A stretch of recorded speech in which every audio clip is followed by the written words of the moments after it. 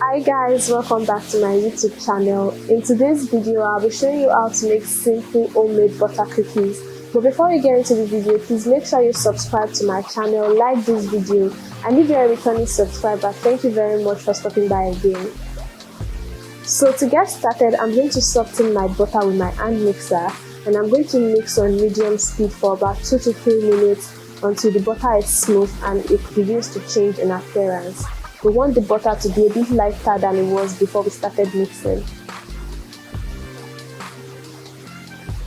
And now I'm adding in my already sifted icing sugar. I'm going to repeat the mixing process and mix again for another 2 to 3 minutes so that the sugar can incorporate with the butter.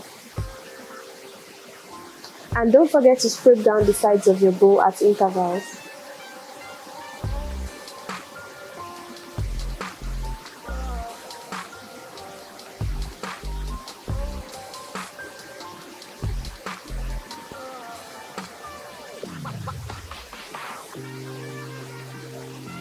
Now moving to our dry ingredients, I'm going to combine my cornstarch with my all-purpose flour.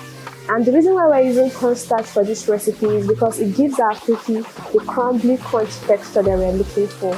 So now I'm just combining with a fork, and I'm also adding a pinch of salt to this for extra flavor. Now back to my butter and sugar, I'm adding a little bit of milk, and I'm also adding strawberry extract.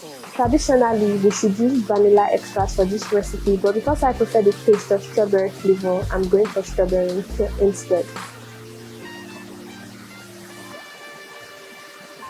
If you're mixing this with an hand mixer, it is easier to combine the milk and the butter because oil and water does not mix easily. So if you are doing this by hand, it might take a bit of time, but just keep mixing and it's going to combine eventually.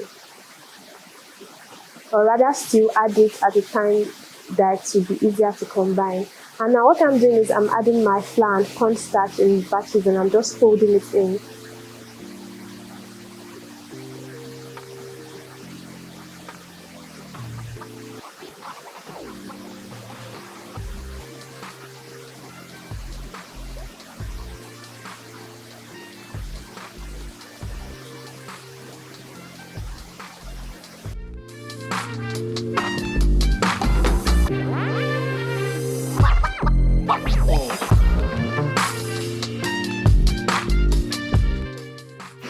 Now I've gone ahead of camera to fit my piping bag with the largest star tips I could find, and for this cookie dough I prefer to use my cloth piping bag because of the thickness of the dough. I find that sometimes when I'm using the plastic bag it tends to rip the bag, but what you can do is you can double your plastic piping bag so that it doesn't rip.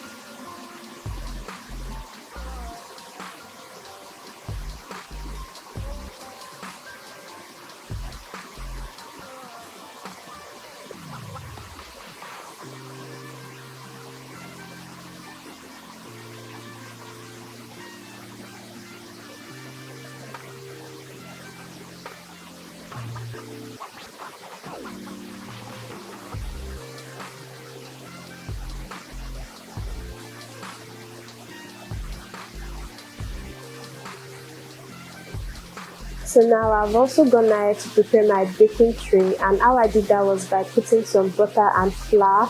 You can use the parchment paper for this instead. Now I'm just piping my cookie dough in rosettes.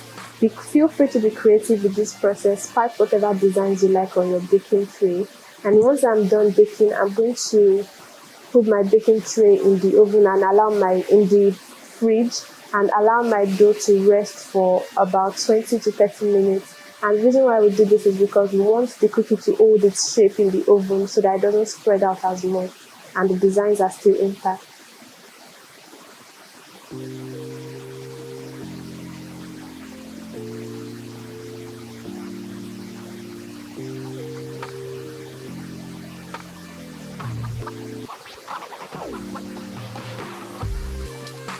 So my dough has been chilling in the fridge now for about 20 minutes, and I've gone ahead to add some sprinkles and some chocolate chips for extra goodness.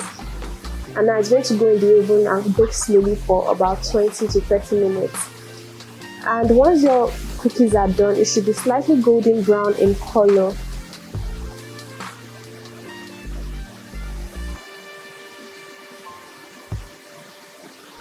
Store this in an airtight container for about 3 to 5 days and your cookies will still be as good as new. So guys, we've come to the end of today's video. If you really enjoyed watching this, please make sure to give it a thumbs up and remember that the best is yet to come.